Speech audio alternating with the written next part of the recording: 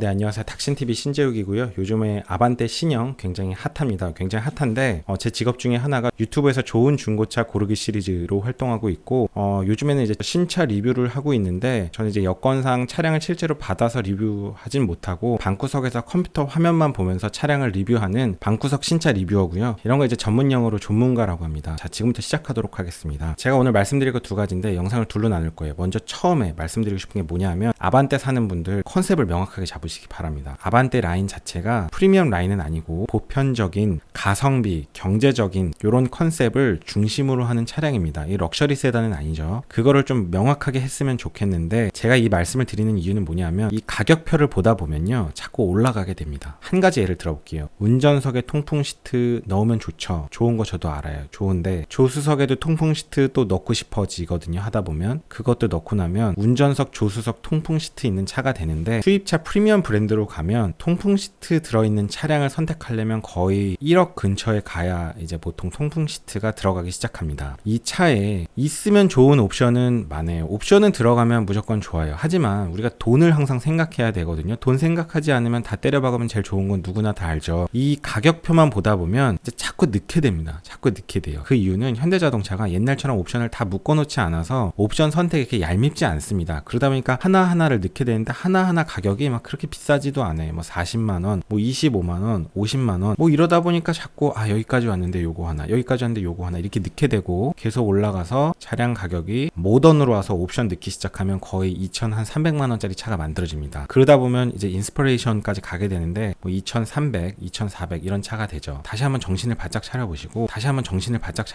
아반떼를 사실 거라면 가성비 있게 차량을 단호하게 잘 끊어야 됩니다. 이게 이제 2,400 정도 가격이 되기 시작하면 대안이 많아집니다. 여러분이 이제 중고차 시장으로 가면 뭐 그랜저 3.0, 그랜저 2.4, 뭐 그랜저 하이브리드 혹은 뭐 BMW 520D 상태 좋은 것도 살 수 있습니다. 물론 이제 큰 정비가 들면 정비 비용이 많이 들고 보험비의 차이가 있으니까 구입하는 소비자층이 똑같지는 않지만 2,400만 원 정도 되기 시작하면 대안이 정말 많아집니다. 당장 멀리 가지 않아도 소나타로 가면요. 소나타 깡통이 2,390만 원, 개소세 1.5% 적용하면 2,280만 원, 2,300만 원이 안 됩니다. 이 가격에 이미 2.0 엔진에 6단 자동 변속기 들어가 있고요. 이쯤 되면 기본적인 옵션이 깡통이어도 또 웬만큼 들어가 있습니다. 그런데 여러분이 살려는 차가 아반떼라면 그 아반떼의 풀옵션으로 가서 그 가격대가 소나타급으로 간다면 웬만해서는 나는 진짜 죽어도 아반떼고 나 돈은 문제 없는 사람이다 라고 하면 모르겠지만 그 두 조건을 만족하는 사람은 그렇게 많지는 않을 겁니다. 그렇다면 이제 인스퍼레이션까지 가서 2,300 정도의 가격이 된다면 소나타로 넘어가야 됩니다. 사실은 끊을 줄 알아야 됩니다. 이걸 적당한 선에서 끊어야 돼요. 계속 넣기 시작하면 이 옵션이 한도 끝도 없습니다. 그래서 일단 국산 브랜드에서는 통풍 시트 접근성이 대단히 좋지만 과감하게 포기할 거 포기하세요. 뒷자리 열선 포기하세요. 포기할 것들을 과감하게 포기하셔야 됩니다. 아반떼를 구입한다면 저는 그렇게 생각해요. 일단 인스퍼레이션으로 가면 안 되고 스마트 이 완전 깡통 버전에서 한번 잘 버텨보시는 것도 방법입니다. 물론 만족도는 떨어질 수 있지만 다음 영상에서 설명드릴 건데 생각보다 옵션이 그렇게 나쁘진 않습니다. 그렇게 나쁘진 않고 그렇게 좋진 않지만 가격이 이게 또 깡통급으로 가면 가격이 1,500으로 시작하거든요. 물론 이제 보통 대부분의 경우는 자동 변속기를 넣으니까 150만 원이 추가돼서 개소세 1.5% 적용 시에 1,680만 원부터 시작하는데 1,680만 원 가격이면 깡통 아반떼 전 세계 최고의 가성비입니다. 실내 마감 품질, 내구성 이거 이제 디자인까지 괜찮습니다. 제가 말씀드리고 싶은 건 아반떼는 아반떼다. 아반떼 무시하는 게 아니고 아반떼는 아반떼답게 가성비로 타셔야 됩니다. 아반떼 풀옵션 다 때려 박아도 물론 타는 사람은 만족할 수 있지만 그럴 바엔 위급으로 올라가는 게 저는 낫다고 생각해요. 아반떼 풀옵션으로 사면 정말 그 가격이면 중고로 가면 진짜 좋은 차들 많고요. 그냥 당장 현대차에서 소나타로 가시는 게 낫습니다. 자, 그 다음에 또 한 가지 짚어야 될 점이 뭐냐면요. 아반떼를 살 때 가장 중요한 점이 뭘까요? 제가 다른 채널의 시승기를 비난하는 게 절대 아닙니다. 비난하는 게 아닌데 자동차 전문 채널들에 보면 차량의 성능, 제동 성능, 토크밴드 이런 것들을 논하는 이제 전문 채널들이 있는데요. 그런 전문 채널들은 정말 소중합니다. 그렇지만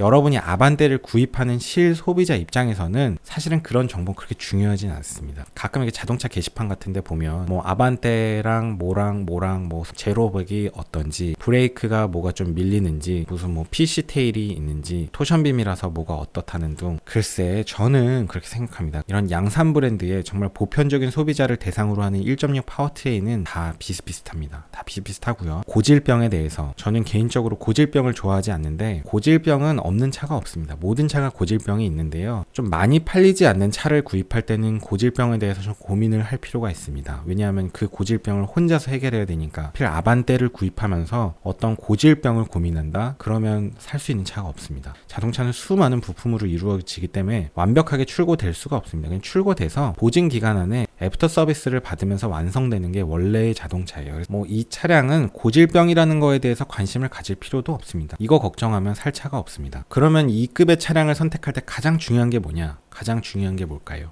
가장 중요한 건 사실 디자인입니다. 디자인. 그러니까 어차피 다 마찬가지니까 그냥 마음에 드는 차를 사시면 됩니다. 이 차가 정말 내 마음에 쏙 드는지, 마음에 들면 만족도가 좋아집니다. 이 급의 차량을 선택하면서 뭐가 몇 마력이 높고 뭐가 토크가 어떻고 뭐가 브레이크가 어떻고 진짜 의미 없는 행동이라고 생각합니다. 디자인이 정말 마음에 드는지 그거 잘 보시고, 그 다음은 철저하게 옵션에서 뺄 것을 빼야 된다는 거. 그러니까 가성비 컨셉으로 가야 된다는 거. 왜? 아반떼니까. 아반떼를 구입한다면 철저하게 가성비로 가시는 거 추천합니다.